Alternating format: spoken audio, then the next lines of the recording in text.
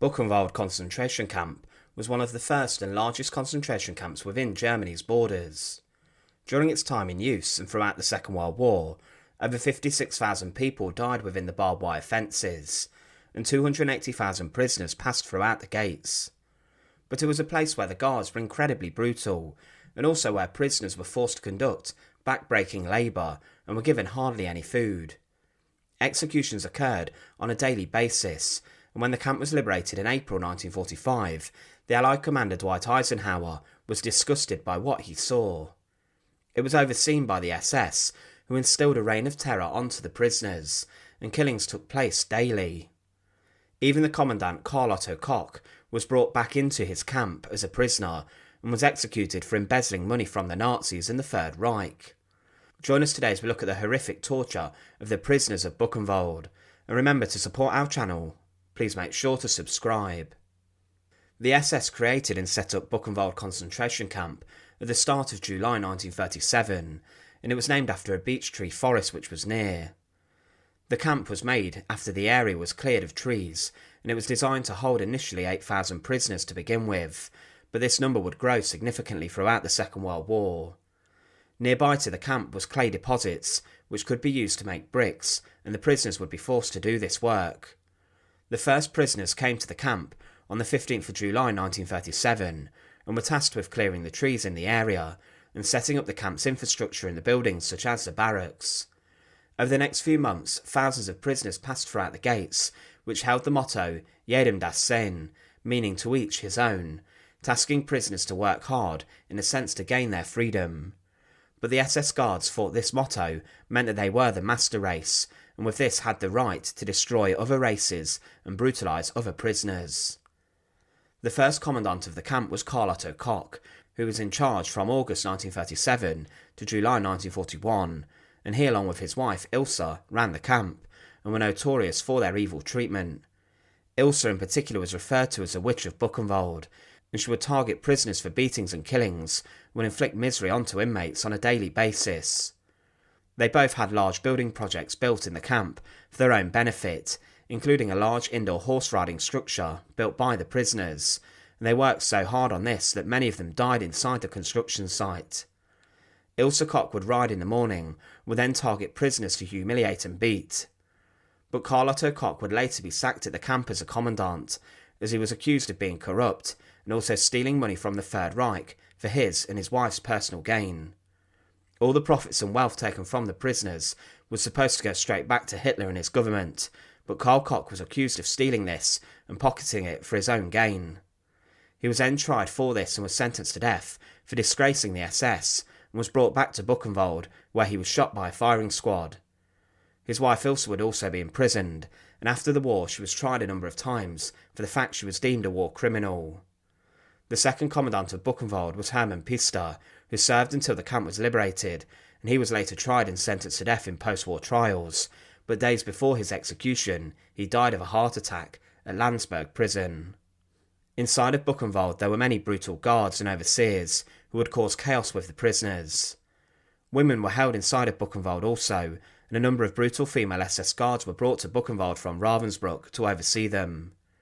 Many of the women who worked inside the camp were forced into the camp's brothel, but most of the female prisoners arrived in the final years of the camp's operation. They came from Auschwitz, Bergen-Belsen and Ravensbrück, and they were kept in a separate barrack. Ilse Koch herself acted as the head supervisor at times of the women's prisoners. Inside of Buchenwald were also a number of Allied prisoners of war, and it held 168 airmen for a few months from America, the UK, Canada, Australia and other lands. These were men who had crashed in France, and then were sent there as it's believed they were in contact with the French resistance, and they were considered spies by the Germans. They had been held in Gestapo prisons and tortured before they were sent to Buchenwald on a long 5-day journey, where they were starved. The conditions at the camp were very similar to other places such as Auschwitz, as physical abuse occurred on a daily basis. Prisoners were not just killed from the brutal work and the living conditions, they were often murdered. At roll call, which lasted hours, they were forced to stand for a long period of time, deprived of food, and were badly beaten, and many were executed being hanged from trees. Prisoners were sometimes deliberately driven across the sentry line near to the camp's fences, so guards could shoot prisoners with their rifles, almost like target practice. It was at Buchenwald where the first prisoner was hanged in public at roll call, following an escape attempt where an SS man was killed. Many prisoners were killed on a large scale. For example, in 1940, many Roma were killed by lethal injection as they suffered from an infectious eye disease. They were killed straight away, and also those who suffered from TB were killed in the same manner. Many prisoners were also taken to other facilities from Buchenwald to be killed inside of gas chambers as part of the Action T4 programme.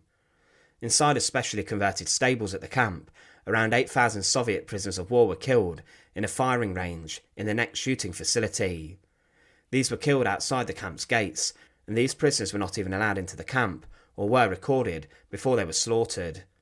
Also in autumn 1943, 36 Polish army officers were hanged, and most of the executions took place inside the courtyard of the crematorium, and people were often left out dead for days to send a message to the prisoners. Medical experiments also were conducted at Buchenwald, and these led to many deaths too.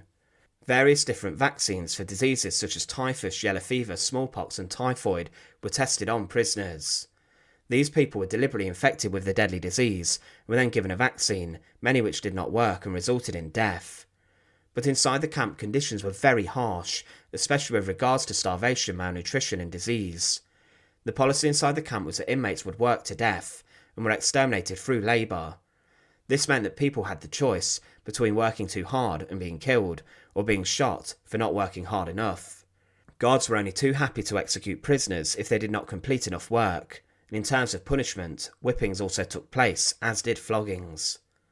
The hangman of Buchenwald, Walter Sommer, was known for hanging prisoners off of trees from their wrists with their hands behind their back in the medieval torture of the Stripado inside of the forest, where screams would be heard daily.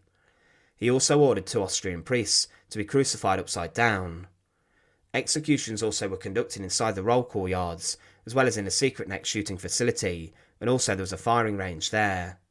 Other experiments away from medicine were conducted, and prisoners were used as human test subjects for white phosphorus, which was used in incendiary bombs, and prisoners had wounds inflicted with this substance. But the SS, when the camp was shut down, left many of the records of the killings and also the prisoners who were inside the barbed wire fences. They left accounts documenting the deaths of many, and these documents aren't the most accurate, as many who were executed were never admitted into the camp's records, and instead were listed as being transferred to the Gestapo, which meant executed.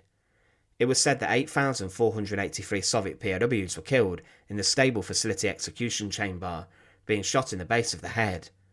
But in total it's estimated that 56,545 prisoners were killed there.